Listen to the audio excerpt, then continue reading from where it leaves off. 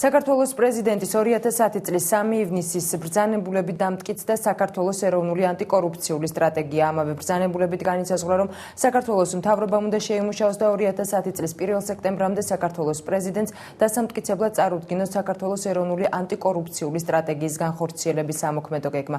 პროექტი ასახავს 2010-2013 წლებისთვის ანტიკორუფციული და ეფექტური მმართველობის კუთხით დაგეგმილ საქმიანობებს. სამოქმედო გეგმაში ჩამოყალიბებული თითოეული საქმიანობა ემსახურება ანტიკორუფციული სტრატეგიის მიზნების განხორციელებას. მიმდინარე წლის 30 აგვისტოს სამოქმედო გეგმის პროექტის განხილვის მიზნით ანტიკორუფციული საბჭოს სხდომა გაიმართება. საბჭოს მიერ პროექტის მოწონების შემთხვევაში დოკუმენტი დასამტკიცებლად საქართველოს პრეზიდენტს წარედგინება.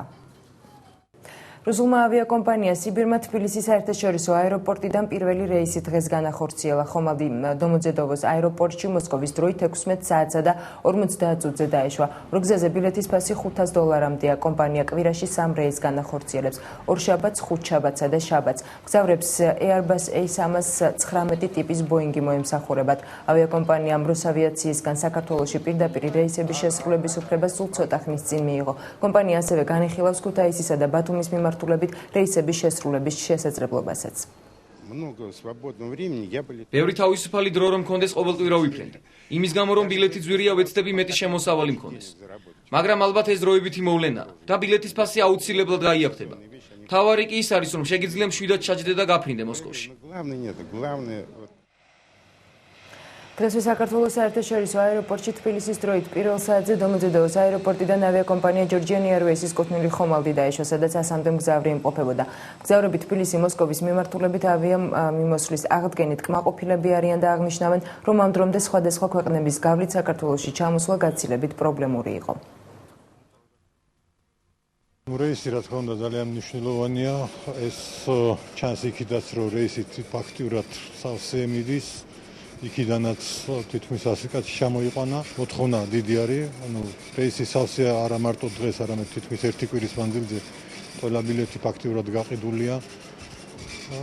მე მგონი ძალიან მნიშვნელოვანი არის არა მარტო ჩვეულებრივი მგზავრებისთვის, რომლებსაც ბევრად გაუადვილდებათ რუსეთში და მოსკოვის მიმართულებით ფრენი.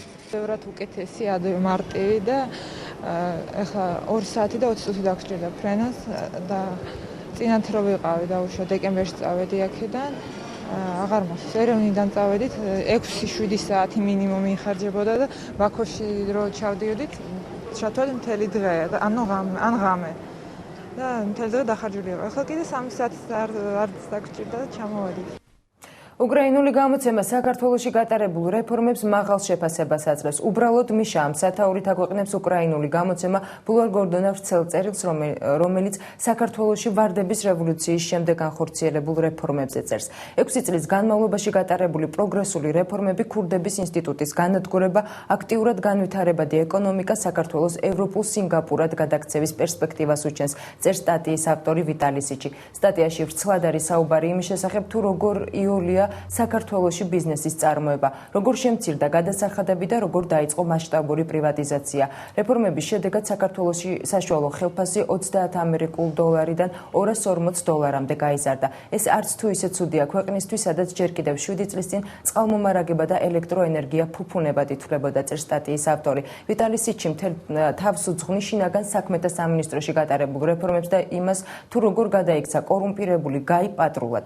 პრეზიდენტის მრჩეველთან ექსპერტებთან, შინაგან საქმეთა მინისტრის მოადგილე ეკა ზღულაძესთან ერთად ავტორი ქართული ოპოზიციის წარმომადგენლებსაც ესაუბრება.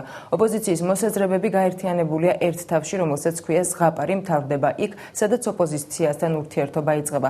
დავით გამყრალიძე გამოცემასთან ელიტარული კორუფციის, სასამართლოს და მედიის არარსებული დამოუკიდებლობის შესახებ საუბრებს და აცხადებს, რომ საქართველოში კანონი ერთი კაცია, მიხეილ სააკაშვილი და კიდევ შინაგან საქმეთა მინისტრი.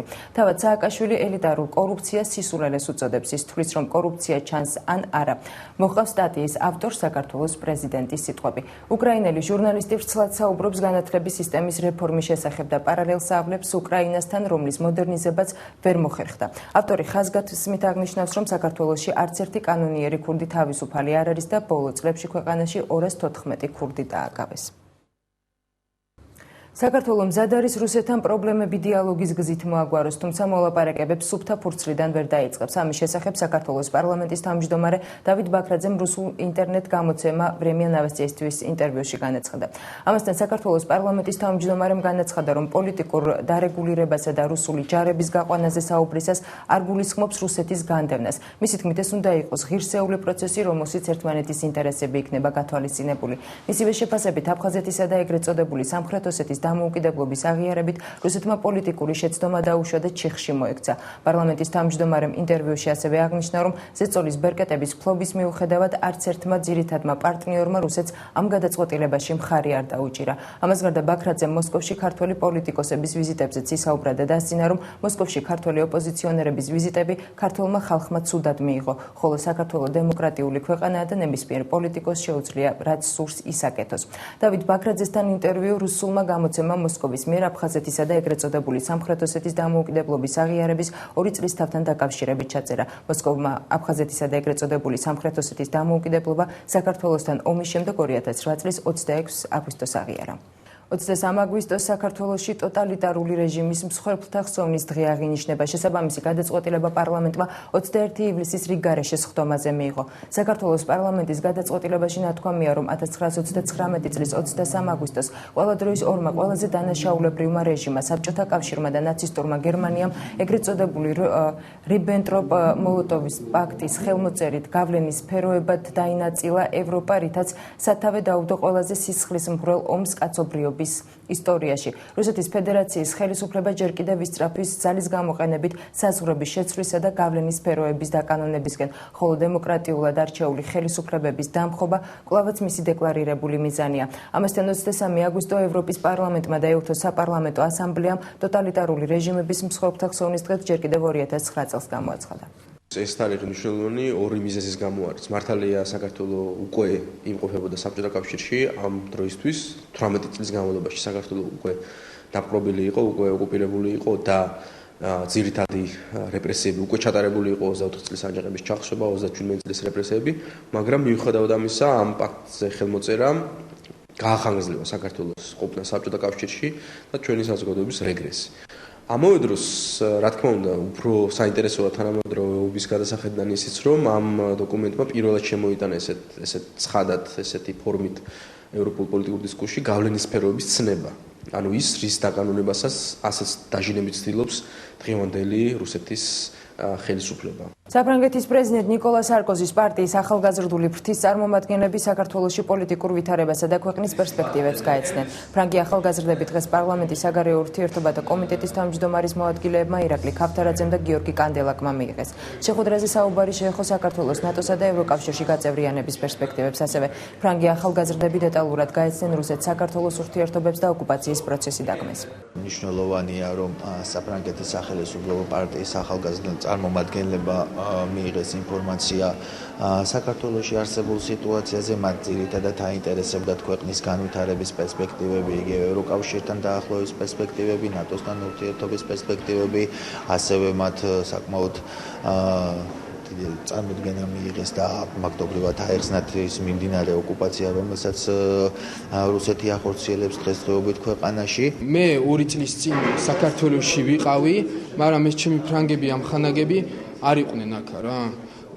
და მე ახლა მინდა ვანახო, რომ კონკრეტულად რა ხდება, რომ აი რუსები კიდე აქ არიან და ფრანგები უნდა დაეხმარონ საქართველოს. მე მარჯვენა პარტიის ახალგაზრდები ვარ და მინდა რომ თან ისტორია გავაცნო საქართველოს და თან პოლიტიკაზე ვილაპარაკოთ. საფრანგეთის პრეზიდენტის პარტიის ახალგაზრდული ფრთის წევრები დღეს ზალ სამადაშვილსაც შეხვდნენ. საკრებულოს თავმჯდომარემ ფრანგი ახალგაზრდები საკრებულოში მიიღო. მათ შორის დახურული შეხვედრა გაიმართა. ხვალდაზე კი ვიზიტორები საქართველოს ქალაქებს, კერძოდ ბათუმსა და ყაზბეგს ესტუმრებიან. პრეზიდენტ სარკოზის პარტიის წარმომადგენლები ეცნობიან საქართველოს. ეცნობიან საქართველოს პოლიტიკურ ცხოვრებას, საზოგადოებრივ ცხოვრებას, უბრალოდ საქართველოს მოქალაქეების ცხოვრებას. მათ ყველაფერი აინტერესებთ და მათი განწყობა არის იმდენად კეთილი, რომ ისინი აცხადებენ. ჩვენ საფრანგეთში დაბრუნების შემდეგ ვიქნებით საქართველოს ელჩები. ამიტომ ამ შემთხვევას აი ამ არაჩვეულებრივ ადამიანებთან მე ძალიან დიდ მნიშვნელობას ვანიჭებ. გავიცანით დღეს საკრებულოს უფროსი და საქართველოს სიტუაციაზე ვილაპარაკეთ რა. ჩვენ როგორც იცით საფრანგეთიდან ვართ ჩამოსული აქა მემარჯვენეების პარტიის ახალგაზრდებში ვართ. Donc je m'appelle Pierre-Jean Verzelen. მოხარული ვარ, რომ საქართველოში ვიმყოფები. უკვე რამდენიმე დღეა აქ ვართ. დღეს საკრებულოს თავმჯდომარეს შეხვდით. ძალიან სასიამოვნოა, რომ მან ბევრი რამ იცის საფრანგეთისა და ფრანგი ხალხის შესახებ. ვისაუბრეთ საქართველოსა და საფრანგეთის საერთო პრობლემებზე.